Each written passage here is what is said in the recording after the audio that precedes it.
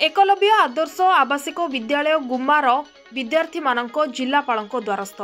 गजपति जिला गुमा ब्लॉक अंतर्गत एकलव्य आदर्श आवासिक विद्यालय गुमार विद्यार्थी माने 2025-26 शिक्षा वर्षर प्रवेशिका परीक्षा रे उत्तीर्ण होइथिबा छात्र छात्री मानकु छात्रावास एवं पाठपढ़ा जोगाइमा निमंते आज गजपति जिलापाल द्वारस्थ होइथिबा देखिबाकु मिलिछि।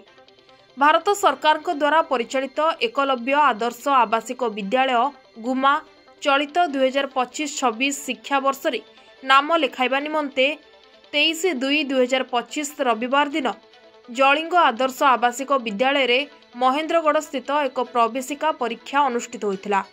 एही प्रवेशिका परीक्षा रे 30 जन छात्र और 30 जन छात्री परीक्षा रे उत्तीर्ण होई नाम लेखाइबा निमंते मेधा तालिका प्रकाश पाइथिला।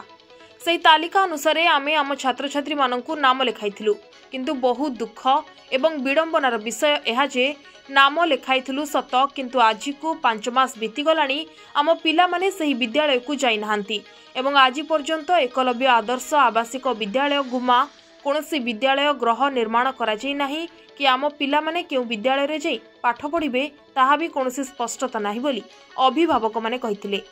जहाँफल यह 5 गोटी ब्लॉक अंचल मेधावी छात्र छात्री मानकर भविष्यत अनिश्चितता घेर में रहितिबा बेले यह मेधावी छात्र छात्री शिक्षार आग्रह थिले मध्य सेमाने कौनसी शिक्षा अर्जन करबा पई आज पर्यंत सुविधा सुजोग पाई पारु नाहंती।